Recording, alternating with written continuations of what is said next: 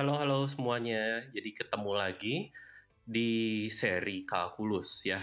Nah, di sini kita akan membahas tentang kekontinuan, limit dan kekontinuan ya. Namun kekontinuannya di sini kita ingin melihat salah satu penerapannya yaitu dalam kasus titik tetap. Nah, di sini yang kita harus ingat-ingat kekontinuan. Jadi untuk f ya, misalkan kita punya fungsi f, ini continue di X sama dengan C. Ini ketika apa sih? Ada 3 syarat ya. Ada 3 syarat. Syarat yang pertama ketika limitnya ada. Ya, limitnya ada di X menuju C gitu ya. Nah, limitnya ada itu ketika kapan? Ketika limit kanan dan limit kirinya sama gitu ya. Dan yang kedua nilai fungsinya ada. Jadi FC itu bisa dihitung dan ada. Dan yang ketiga, ini yang paling penting, ini ketika limit dan nilai fungsinya di C itu sama, gitu ya. Jadi untuk berbagai penerapan tentang fungsi continue ini, bisa kalian cek videonya di pojok kanan atas ya. Nah, namun di sini yang mau kita lihat adalah hasil dari teorema nilai antara. Nah, teorema nilai antara sendiri juga sudah dibahas di pojok kanan atas yang tadi.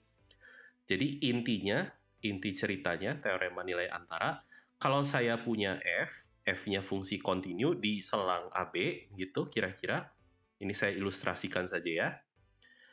Nah, misalkan kita punya dia FA-nya di sini, FB-nya di sono gitu.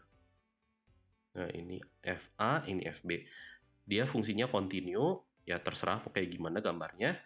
Misalkan kita mau menetapkan bilangan W. W ini berada di antara FA dan FB, terserah. Tapi harus berada di tengah-tengahnya. Nah, kita tuh pasti akan menemukan nilai C yang berada di selang AB, sehingga kalau misalkan kita punya ini fungsinya, kita akan punya FC sama dengan W. Jadi syaratnya dia harus kontinu di setiap titik pada selang AB gitu ya. Dan C-nya nanti akan berada di dalam selang AB itu gitu. Nah, C-nya itu di mana lebih tepatnya itu kita nggak peduli. Yang kita pedulikan ada C-nya, bukan di mana C-nya. Seperti itu. Dan ini bisa kita manfaatkan untuk membuktikan suatu fungsi pasti punya titik tetap. Tapi nanti kita akan buktikan. Kita akan berkenalan dulu sama yang namanya titik tetap ya di sini. Nah, misalkan kita punya fungsinya di sini adalah X dikali sin Px pada X-nya selang 0 sampai 1 doang gitu ya. Nah, kita ingin menentukan titik tetapnya. Ini titik tetap itu adalah solusi dari persamaan fx sama dengan x. Oh ya udah kita samain aja gitu ya. Jadi kita punya x sin Px sama dengan x. Ingat, hati-hati kita nggak boleh asal coret X-nya ya, karena X-nya di sini pada selang 0 sampai 1. Jadi X-nya mungkin 0 gitu ya. Jadi cara paling aman adalah kita pindah ruaskan saja ke kanan atau ke kiri dalam kasus ini. Seperti ini, sama dengan 0.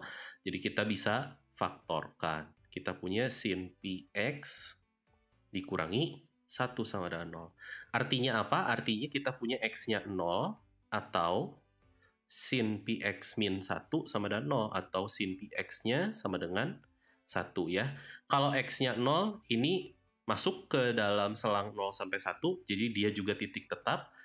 Di sini sin Px sama dengan 1 artinya apa?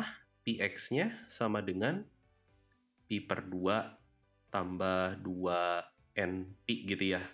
N-nya adalah bilangan bulat. Nah, maka dari itu kita punya X-nya adalah setengah ditambah 2N, gitu ya. Namun di sini untuk selang 01 kita hanya mengambil atau memilih lebih tepatnya X-nya sama dengan setengah saja. Jadi dalam kasus ini kita hanya mempunyai dua buah titik tetap, yaitu adalah 0 dan setengah. Nah, selanjutnya kita akan buktikan bahwa fungsi yang kontinu di selang 01 itu pasti punya titik tetap. Oke, sekarang kita lanjut untuk membuktikan apa yang tadi saya sempat sebutkan, bahwa fungsi yang terdefinisi pada selang 01 itu pasti punya titik tetap. Namun ada tambahan syaratnya. Syaratnya adalah fungsinya harus dipetakan juga ke selang tutup 01. Jadi nggak boleh gede-gede juga nilai fungsinya gitu ya. Nah, gimana cara membuktikannya? Kita harus meminjam teorema nilai antara. Nah, di sini ini ada yang kurang di soalnya ya. Karena F-nya di sini harus kontinu. Jadi saya harus menambahkan syarat kekontinuan di sini. Jadi F-nya harus kontinu. Kontinu di selang tutup 01. Begitu. Nah, gimana caranya untuk membuktikan ini? Kita akan definisikan fungsi baru, yaitu Gx. Gx ini apa? Ini adalah X dikurangi Fx. Nah, apa yang terjadi?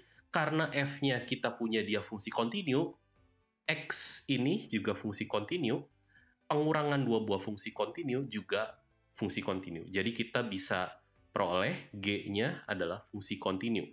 Fungsi kontinu. Fungsi kontinu pada selang 01 ya. Jadi di sini saya tuliskan pada selang 01 seperti itu. Nah, lalu apa lagi yang bisa kita peroleh? Di sini karena kita tahu Fx-nya ini hanya berkisar dari 0 sampai 1 ya, hasil fungsinya, nilai fungsinya, kita akan punya di sini G0 itu apa sih? G0 ini adalah 0 dikurangi F0 ya. Fx, X-nya disubstitusi 0. Yang terjadi apa? Yang terjadi adalah ini lebih kecil dari 0. Ya, karena F0-nya sendiri itu tidak negatif ya, tidak negatif. Nah, di sini kita punya lebih kecil sama dengan ya, karena dia bisa 0 juga ya sebenarnya. Dan kita punya G1, ini adalah 1 dikurangi F1. Nah, yang terjadi apa? Yang terjadi 1 dikurangi F1.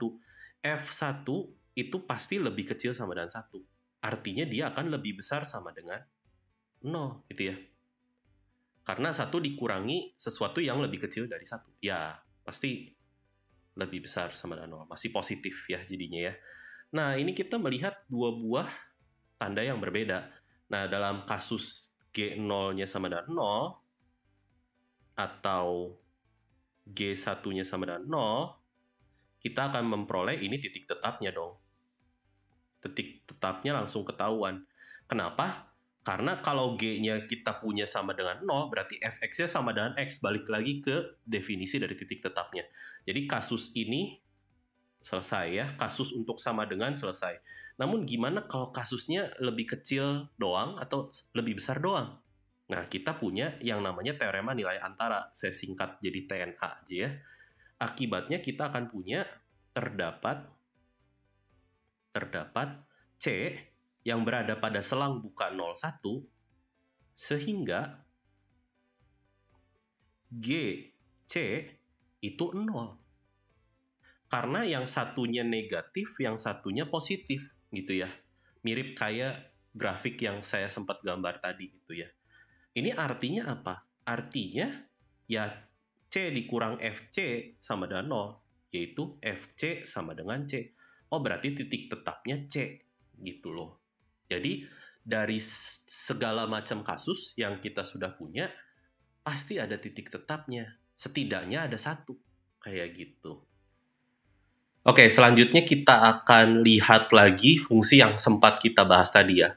Jadi, apakah ada titik tetap lainnya di luar 0,1 gitu ya? Ya, ada. Kan tadi kita sudah punya X-nya sama dengan 0, lalu X-nya itu kan sebenarnya setengah ditambah 2N gitu ya, dengan N-nya bilangan bulat. Ya ada, adanya berapa banyak? Adanya tak terhingga banyak gitu ya, karena kita jejerin di sini ya. Jadi ini X-nya adalah setengah tambah 2N gitu ya. N-nya bilangan bulat seperti itu. Ada, yaitu ini secara umum gitu ya. Jawabannya ada. Namun yang sebenarnya yang saya mau bahas, coba kita lihat grafik fungsinya seperti apa gitu ya. Nah, grafik fungsi dari X sin px itu bentuknya seperti ini. Dan sebenarnya titik tetap itu adalah titik potong dari grafik fungsinya dengan garis y sama dengan x, yaitu yang bagian ini. Jadi di sini kita punya yang saya beri tanda titik-titik biru ini adalah setengah plus 2n.